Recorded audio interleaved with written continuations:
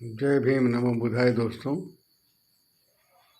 बाबा साहब डॉक्टर भीमराव अम्बेडकर रविदास जी महाराज हमारे पूर्वज हैं। इनके बताए रास्ते पर हम लोग को चलना चाहिए। पूरा बहुजन समाज के लोगों को मैं आग्रह कर रहा हूँ। बाबा साहब डॉक्टर भीमराव अम्बेडकर ने हमें संविधान दिया, पूरा इंडिया का कानून दिया। संविधान देश कैसे चलेगा, बाबा साहब के बनाए संविधान के अनुसार पूरा इंडिया हमारा उसी पर चल रहा है। कानून व्यवस्था सब कुछ उसी पर आधारित है। और बाबा साहब ने भी बात कहा था कि शिक्षित बनो, संगठित हो, संघर्ष करो। और शिक्षा वो शेरनी का दूध है, जो जितना पिएगा उतना दहाड़ेगा। तो हम अपने बहुजन भाइयों से नम्र निवेदन करूँगा कि अपने समाज के जितने भी गरीब अमीर जो भी भाई हमारे बहुजन समाज के लोग हैं, अपने बच्चों को पढ़ाए। ऐसे तो आज के समय में वर्तमान में यही मैं देख रहा हूँ कि हमारे समाज में बच्चों को पढ़ाई का, शिक्षा का स्तर गिरते जा रहा है। और सरकार वही चाह रही है कि इनका शिक्षा का स्तर गिर जाए। न पढ़ेंगे, न लिखेंगे, न नौकरी मांगेंगे, न बात करेंगे, न बहस करेंगे।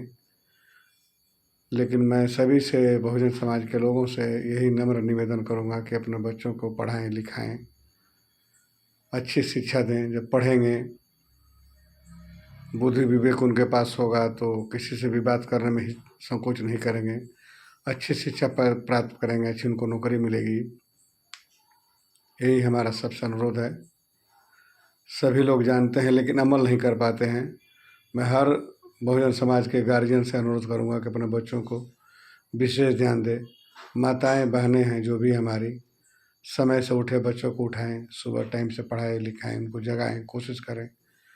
बच्चे तो होते ही हैं, उनको उतना नॉलेज नहीं रहता है, लेकिन आप माता हैं, पिता हैं, आपको तो शिक्षा ज्ञान के बारे में ज़रूर पता होगा कि पढ़ने से क्या होता है, नहीं पढ़ने से क्या होता है।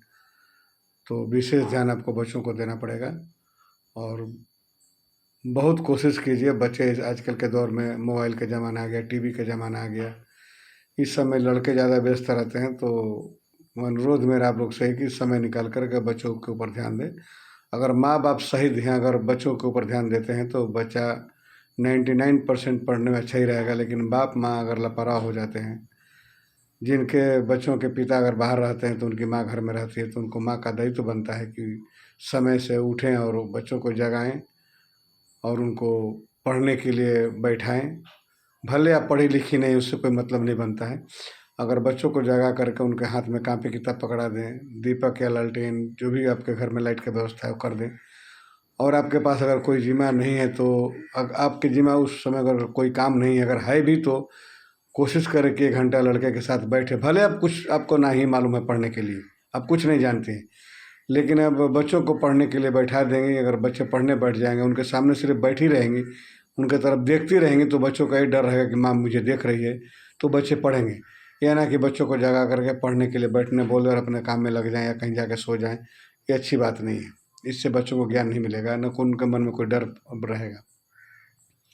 तो सभी जिनके हस्बैंड पति बाहर रहते हैं, नौकरी सर्विस करते हैं, प्राइवेट करते हैं, सरकारी करते हैं, जो भी जॉब करते हैं, अगर उनकी माताएं घर में हैं तो उनकी माताओं का बहुत योगदान होता है बच्चों को पढ़ाने के लिए। तो मैं हर परदेसी जो पति के औरतें हैं, माताएं बहनें हैं, घर पे रहती हैं, घर का काम काज करती हैं, घर में संभालती हैं, तो पति तो घर पे रहता नहीं है, बाहर में अपना पैसा कमाने का। भाई पैसा कमाना भी बहुत ज़रूरी है, पैसा नहीं होगा तो कोई भी काम नहीं होगा। तो जो माँ घर में रहती हैं, अपने बच्चों को पढ़ाती लिखाती हैं, खाना बनाती हैं, घर का जो भी घर गृहस्थी जो भी संभालती हैं, उन माँ और बहनों से मेरा अनुरोध है कि अपने बच्चों को विशेष ध्यान दें। यही मेरा कहने का तात्पर्य है। जय भीम, नमो बुद्धाय, जय भारत, जय संविधान।